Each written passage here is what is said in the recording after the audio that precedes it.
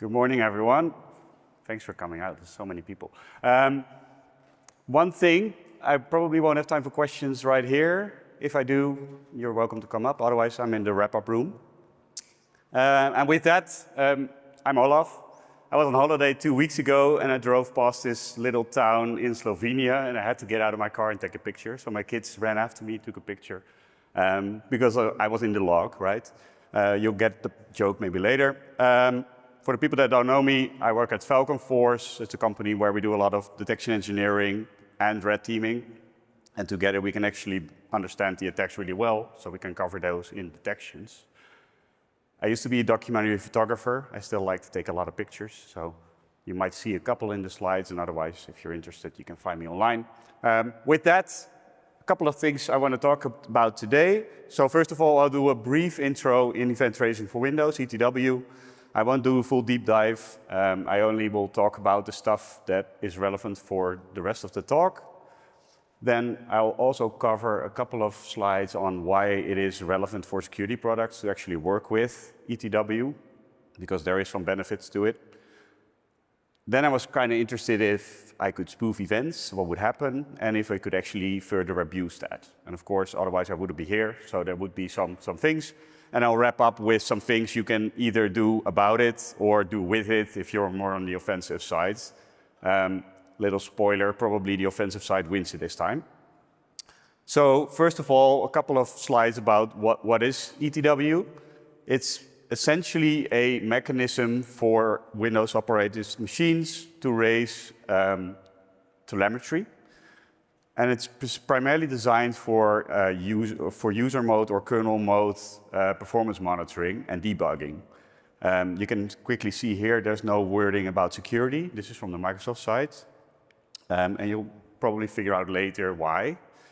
So ETW is a Windows thing, and it's basically built from a kernel perspective to be very fast, very reliable, between quotes, and versatile set of features that you can have traces. So high level wise, the architecture has three main components. So we have event providers, we have trace sessions or logger sessions as they call them themselves, and we have consumers, right? So we generate something, it gets orchestrated, and you can consume it. That's sort of the high level view of it.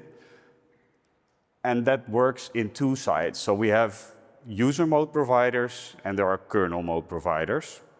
And then in the middle, there is the ETW kernel, which also lives in kernel space, which will be the session controller. And that orchestrates the flow of messages, how they are being transferred. And how that works is if I want to listen to one of those one of those providers, whether that's in kernel space or in user space, I need to start a trace. So one of the API calls you can do is you start a trace, you talk to the ETW kernel, and it can instantiate a trace session. There's essentially 4 types of trace sessions that exist. So you have an autologger session, which starts at boot. So it's registered in the registry, and it will start at boot, and it will start collecting events, and they have to be written to disk. Then there's real-time sessions. So essentially, that's in the name, right? It's a real-time stream of telemetry that gets buffered. There will be a temporary file written to disk in the Windows directory with the events in it. But you will be consuming it as it comes in and flows. There's a file logging session, which is essentially what it does, right? It writes everything that's generated to a file. And then lastly, which I won't cover in this session, are private sessions. They're primarily built for in-app debugging, so they won't be consumable outside of the programs that you're working with. And whenever you do that start trace session, the ETW will create one of those sessions. I'll use the real-time session in this example mostly because this is also what EDRs use, right? They want to have a real-time feed of all that telemetry. And essentially what happens when you do that trace session and the session is created, the ETW kernel will tell the providers that you subscribe to start emitting to that session. Each session will have a stack of trace or a buffer pool, and that buffer will be used for basically caching the events until the consumer will consume it. Why that's relevant, you'll see later in the talk. So, of course, I'm not the first one to look at ETW. There's a lot of people did a lot of great stuff about it. One of the things that you see quite commonly is they patch the anti-DLL ETW write function somewhere in the program to stop it from emitting events. And this is often used for MC bypasses, but definitely not exclusive. Another thing you see quite often is they tamper with the ETL files that are written to disk, or if you have some higher privilege, you can also disable some of these sessions within the registry, because every time you create a user mode session, there will be a registry key that will be written for it as well. What you also see quite often is they hook certain functions within an application, and they will start blocking certain events, similar to the ETW write function that gets patched, where certain events can't be emitted anymore. Which, of course, you need to inject into all these processes, right? So it can be tampered, or can be noticed quite easily by an EDR. And lastly, if you have kernel-level access by some malicious driver that you're loading, you can also disable full trace sessions if you want to do that. Of course, that requires quite some privilege. So for me, that wasn't really interesting enough. A little bit about why would security products use ETW, right? First of all, it's quite interesting for them in terms of stability. You need less kernel code to do this, which we've all seen last year, that it can bring some implications, right? I don't want to fault any vendor for this, but kernel drivers are notoriously difficult and, of course, tricky if you make a mistake.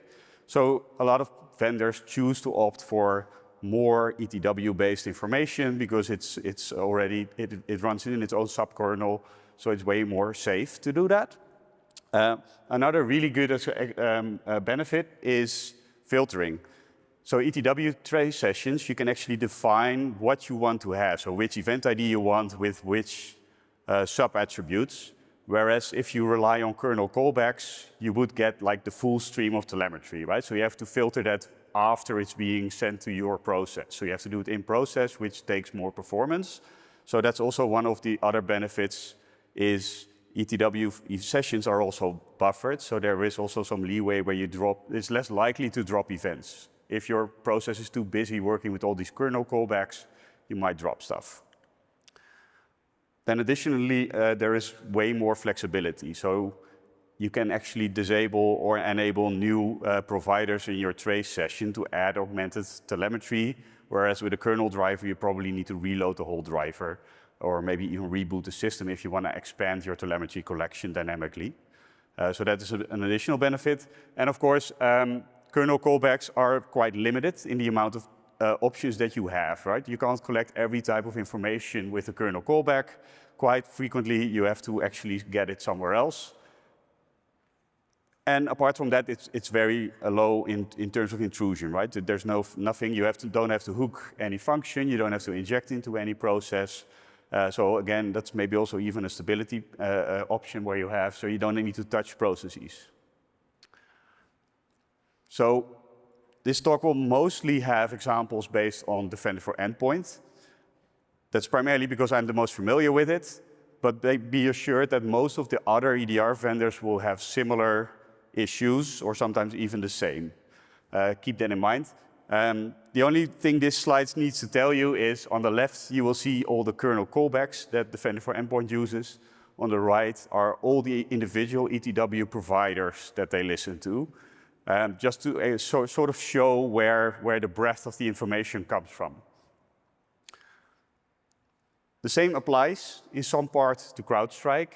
The only big difference here is I'm not exactly sure where they get all of their information because I never got access to it to actually reverse its configuration and figure out how much detail they actually get from it. But this is usually the same mechanism because they actually need to get that information from there anyway. There's no way they can do it via the kernel callback, and I know that they're not hooking every function in every program. So as an example, this is a couple of the ETW providers that Defender for Endpoint relies on. And one of them over here is, as an example, if we zoom into it from the configuration perspective, there's a couple of relevant things. So at the top, we can see the provider GUID, which is just the UID that is registered on the Windows side. It's coupled with a name and some keywords. Then lower down, it becomes more interesting. So what a lot of cloud-based EDRs do is they have to cap the amount of events they can actually ship towards the cloud, right? That's a performance reason, because if you have a very noisy machine, you're ingesting like gigabytes of data, you need to process that, you need to store that. So of course also a cost thing. And then there's like the bandwidth that you're also consuming. So if you're like flooding somebody's internet pipe by sending all the telemetry at some point, that might be annoying for the user. So there's multiple reasons why they're capping these events. And what you can see in this configuration is there's two different ways of capping. So there's a global cap of 1,000, and then there's an expiration period of 24 hours. And this is very common for at least Defender for Endpoint. So you can only have 1,000 unique events for this machine where it's running within 24 hours. And then below that, you have the local cap. And the local cap is even more interesting because here you can see that it's called LDAP first seen in this example. And basically what is happening here is every first iteration of a search filter with a distinguished name issued by a process, its original file name, and the signing level. So every process can do the same query once per 24 hours to be logged. If I do it 50 times with the identical information, you will get one event. That's what that cap means. And in some cases, that's annoying, right? But in some cases, it's fine. You only need to see the bad ones, is sort of the argument behind that. Which also made me wonder is, if there are multiple of those events, can I actually start emitting them myself? So that's what I did. And the reason why I wanted to do that is a couple of things. The first one is more for good. I'm a detection engineer. I want to be able to validate whether my detections are still working, and I don't always want to run bad code on a machine to actually do that. So one of the things I wanted to do is impersonate an attack by emitting ETW events so that the machine thinks it's real, because it looks real to them. And so does the EDR. That was the primary goal. But of course, you can also use it for offensive purposes, where you can create distractions by emitting alerts that never happened, or spoofing events, where some analysts might start digging into something that never was executed in the first place. And since most of these cloud-based EDRs have capping, as I just showed you, I can also maybe try to exceed that amount of events with my process so that other processes won't be noticed anymore. And in order to do that, we need to understand a little bit how these providers work. So ETW providers, as you saw, have a GUID, and any process on a machine, provided they have the right security permissions, can register a provider with that same GUID. And this includes processes or providers that already exist on the machine, which sounds weird, and it sort of is. But each process registration is specific. So every time you register a provider, you get a handle to that provider, and you can start emitting events.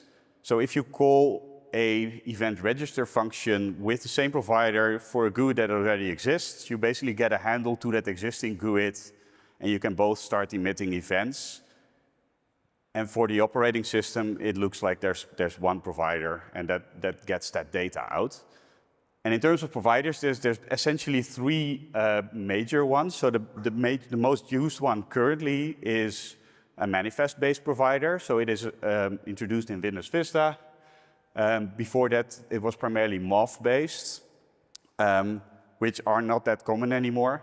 They do still exist. It's more from the WMY's time. And these manifests are XML files that are typically stored in the Windows System 32 directory. There are also tracelog providers, which were introduced a bit later in Windows 10. And the big difference here is there's no real hard-coded manifest. So you can basically emit all types of events you want. They're typically more used for in-app debugging or cross-app debugging, and not so much for, at least from an EDR perspective, security logging. They do use them, but they only use it to troubleshoot their own processes. So these manifests look a little bit like this. So you have a core element where the provider information is noted. So there's a name, the GUID, some other relevant information. Then we have the event elements, which you could equate to like an event ID. So there's some high-level information there, like a value, a level, which can be quite important, right? We can have like all kinds of levels where you want to tap into as a monitoring process, some keywords, and a template. And the template is quite relevant because that actually stores the events or the fields and the field types that you can start monitoring for. There's a couple of tools that I like to use, at least, to look at those. My main favorite is, of course, ETW Explorer, that you can also see in the screenshot. And the main purpose of those tools is to basically see the whole manifest or even search for it. So, yeah, feel free to use any of the three. They're both great, all great. So, visually, what happens, and this is a logical, physical, whatever. The thing you can do is you can, with every process, register a provider. So in this example, I'm registering the TCP IP provider that already exists on the box, and it's already emitting to certain sessions. In this case, probably the EDR. What then happens is, since it already exists, the ETW kernel will give me a handle to that provider. And with that handle, I can actually start emitting events. So now I'm writing events to the TCP provider, which is already connected to one of those trace sessions, in this case a real-time session, and my events will also get there and will be consumed by the consuming process. So that's kind of interesting, right? So you can basically register one of those providers, provided you have the right permissions, which in most cases you will, and you can start emitting all kinds of events, and they will be treated in the same way as a real process was actually doing that. And ETW in general doesn't record which process has been emitting whatever the telemetry comes from.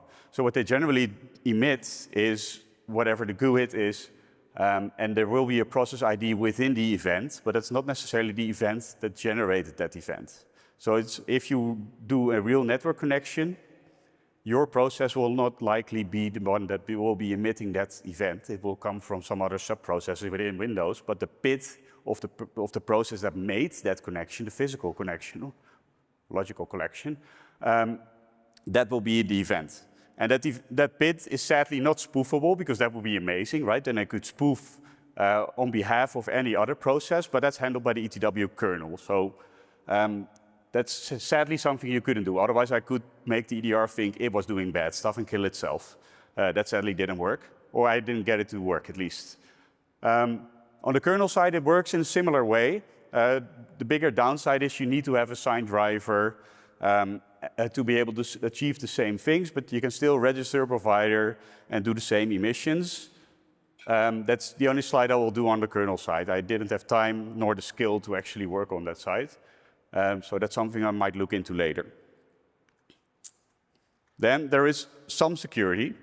ETW has a security model that originates from WMI, and they made some small additions to it. So most of the ETW providers have a security descriptor stored in the registry.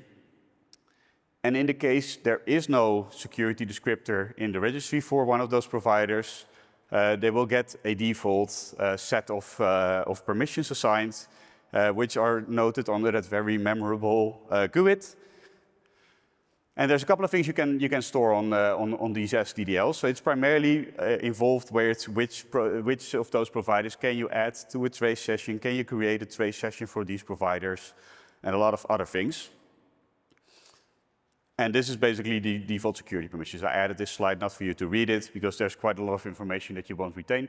The only interesting bit here is that everyone has very limited permissions for primarily consuming data. There's no real information there for emitting. And the other interesting bit is if you have Visual Studio installed on your machine, primarily for developer purposes, of course, but then you would automatically be added to the performance log users, which significantly increases your permissions. So at some point, I was interested in figuring out for all my providers where I was interested in what kind of permissions there were. So I built a small tool to enumerate these. And here you can see the difference between when there are SDDLs registered in the registry for certain providers. So in this case, we're looking at the Microsoft anti-malware service provider. And you can see that every one group has quite some permissions. So everybody can create a trace session for the anti-malware service provider. And then on the flip side, for the Microsoft Windows Defender one, so the AV component as well, there is no security permissions registered, so anybody can do the basics, whatever the operating system allows you to do. So in this case, it's only register GUIDs to an existing trace session. So at some point, I got all the providers that Microsoft Defender for Endpoint relies upon, and I started enumerating all these providers. So I did a very simple tool where I basically tried to register each provider, get a handle to it, and write an event, and look at the output. And that sort of looked like this, where it looked like I had a substantial amount of permissions, right? There were so many that gave me at least a success, and there were a couple where I had failures, where it was access denied. But then when I started looking at it further, I had quite some false positives. So you can actually register a lot of GUIDs that are actually a kernel mode provider from user space and emit to it, but it doesn't necessarily mean that's the real thing, but it will still permit it for some reason. And the same for trace sessions. So trace sessions are handled slightly different in the ETW kernel, so you can actually have a trace session and a user mode session emitting data, but they won't coincide. So the data will never arrive in the real trace session that you're looking for. So that's a sad thing. So from user mode, you can't spoof any kernel mode events, which kind of makes sense, right? At least that is very well segregated and secured. So at some point, I refined my enumeration. So most of the providers that we are interested in are stored in either of those registry keys. So I started going over those keys with another tool that I whipped up, where we can actually see a bit more information. So now we can see the type, whether it's a user mode or a kernel mode defined provider, and how it is defined. So most of them, as you can see, are manifest-based providers. So you can see where they are stored. And then if you don't have a full list, you can also query it based on the individual GUIDs that we have. And as you can see, I'm not the fastest typer, generally, if I like to talk about it as well. And we can see some sort of a demo there. And we get the basic information, which is essentially the same as we saw in the table. So I chose the LDAP client as one of the tests that I wanted to do. So I wrote a very basic POC in Go, because that's the only language I really know. And I started building it based on the open source packages that I found available. So I found 3 of them, which are primarily focused on consuming events. And the Microsoft one actually allows you to register providers and emit events. So I did that. It worked. I wrote a very simple POC. And on the left side, you can see that it ran with a certain PID. And on the right side, I can have a small trace session where I see it floating by. So I was super happy.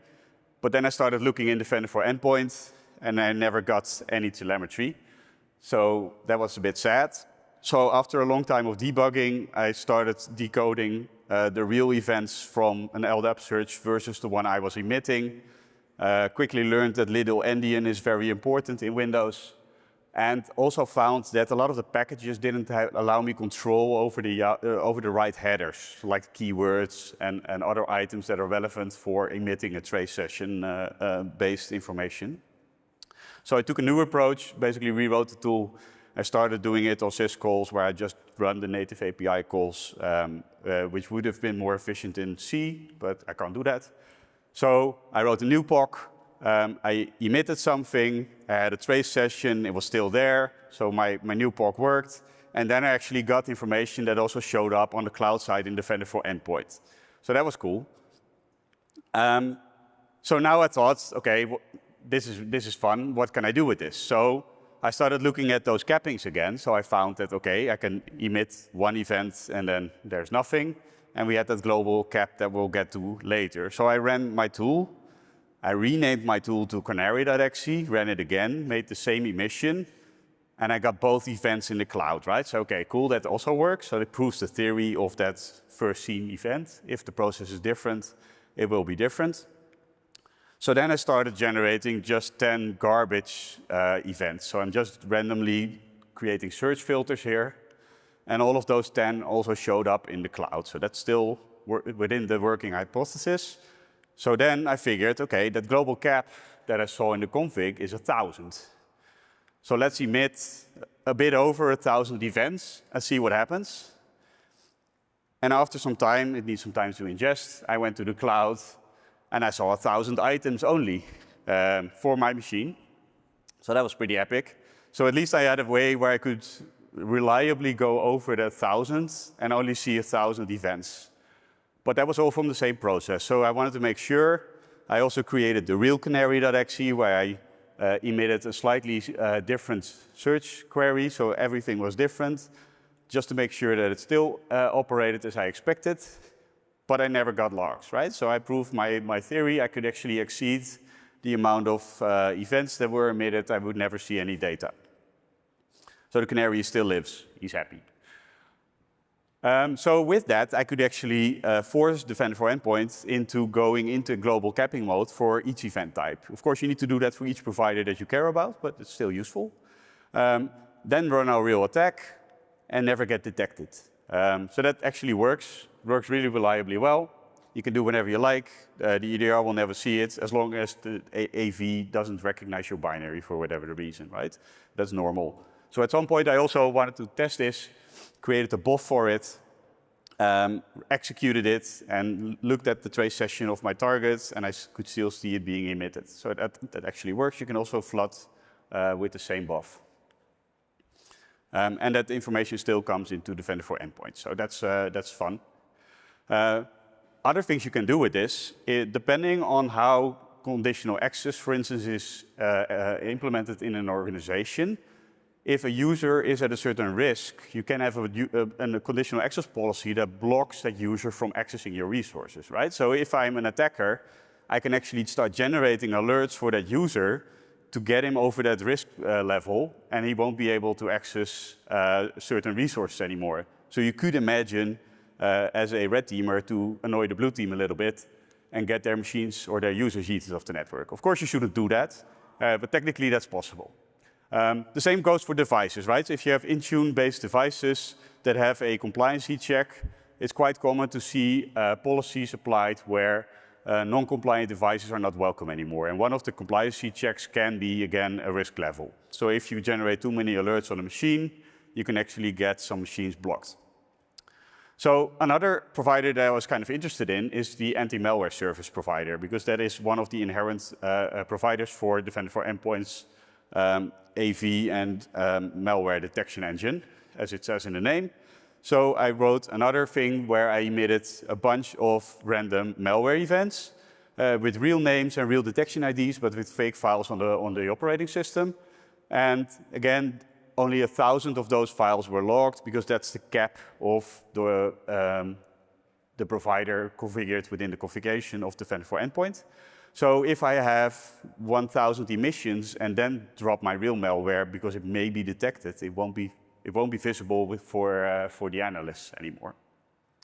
So it can also become a ransomware operator now, where I can actually pretend there was all kinds of ransomware detections on this box.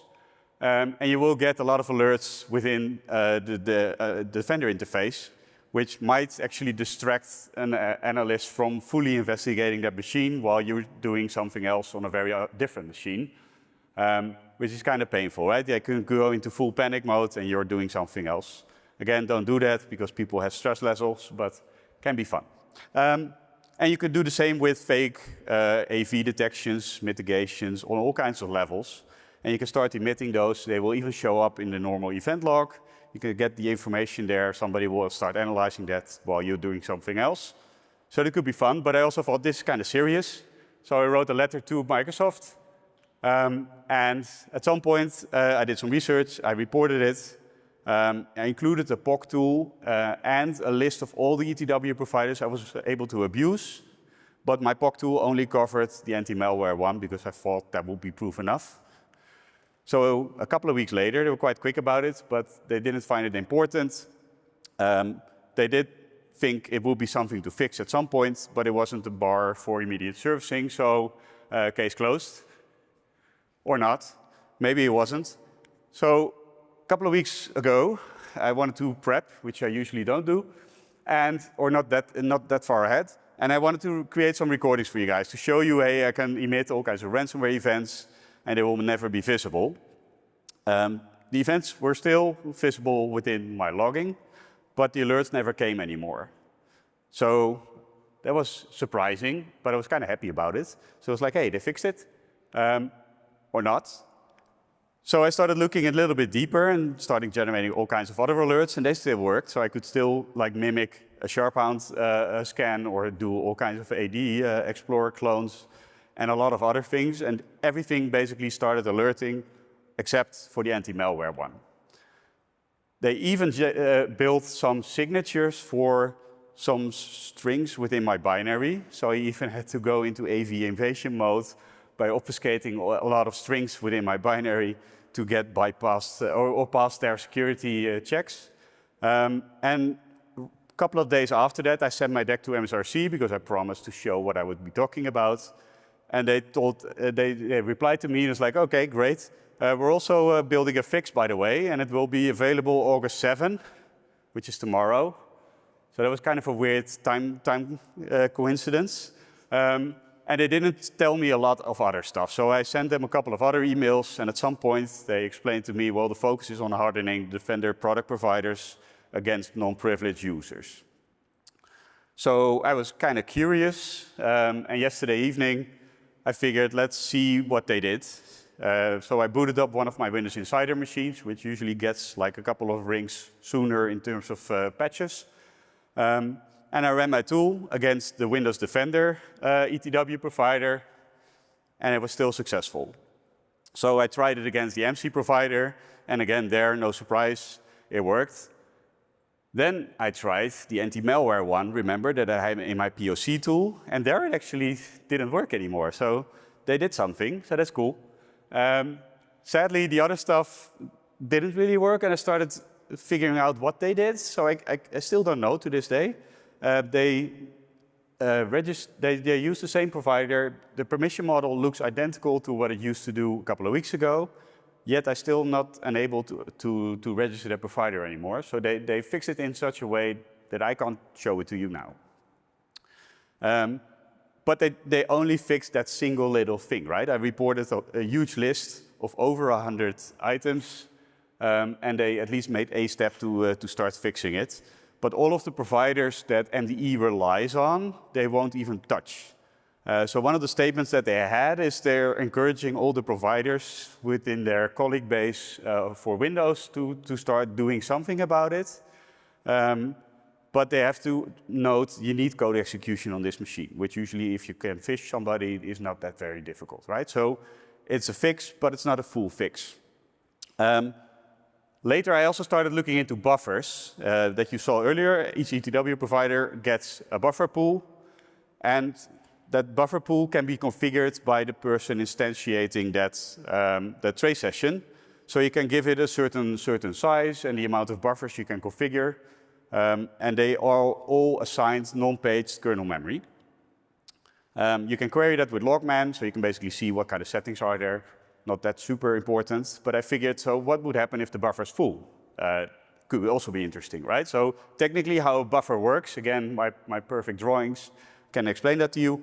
The buffer pool gets just flushed or filled with events that trickle down from the providers that are emitting events.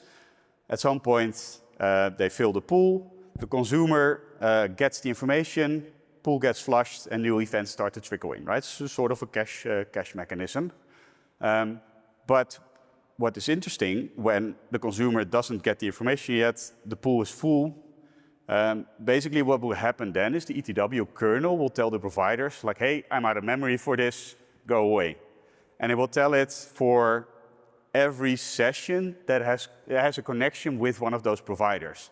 So if I flood a session with TCP events for my session, that means that the TCP provider can't emit to any other session. So what you would see here in the top one, the EDR has its own session. It listens to the TCP one, but because I flooded mine, TCP can also not emit to the EDR. And this is kind of scary. It is by design. So at some point I wanted to test this. I wrote a very simple tool to actually emit a bunch of events as fast as possible. Started a real-time trace session for one of those test providers. And I was kind of lazy, and I forgot to connect the consumer to this. So this is one of the ways you can do it with Logman. And basically what that looks like, on the right, I created that LDAP trace. On the left, I have my tool to actually start blasting events. And what you see on the left is that LDAP client, ETW provider, with a significant amount of failures. And on the right side, you can actually see that all the events are being lost at the bottom. So the tool you see on the right is also a tool that I will release after this talk. It's ETW Top, because I couldn't find a tool to actually monitor for these kinds of things. So you can play with that. The big tool that I'm releasing after this talk as well is Bamboozle EDR.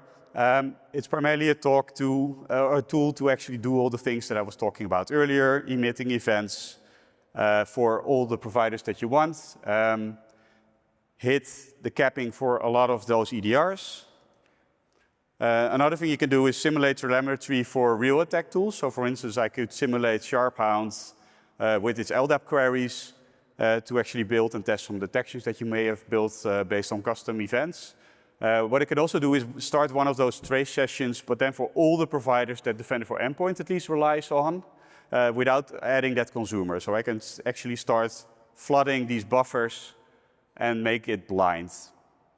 So any process relying on those providers will be blind to these events. So quite important, closer to wrap up, what can the Defender do about this? Well, we can at least use this to test our custom detections, right? That's cool. We can try to build a detection based on log spikes and then nothing, which could indicate that somebody's actually doing what I just showed you. It can be quite complex in a large environment. We can try to play a little bit with the security descriptors to see if we can block things from actually allowing this to happen. But that can be tricky because you don't know what you're going to break. But essentially, we have to hope that Microsoft at some point will realize that they need to do a little bit more about this. So for your reference later, you'll have an example detection that will actually look at all the data events that you can gather and show you the outliers, like, hey, there was a peak and then nothing. You can play with that. So look at the slides for that. From the attacker perspective, it's actually more interesting. So we can emit enough events for a provider and make it blind for that global capping ingestion for at least 24 hours, right? It resets, so we need to do it again. But we can also register that trace session and actually flood it, and then it will be blind until the machine reboots, because that buffer will stay full until it's flushed or until the machine resets and it gets cleared again. So that's a lot more useful. We can also fake events, so we can still generate all kinds of alerts or just events within the logs. So an analyst will actually start analyzing something that never happened and spend a lot of time investigating something instead of looking at the real one. And we can essentially boot machines or computers or users of the network if their conditional access policies allow this.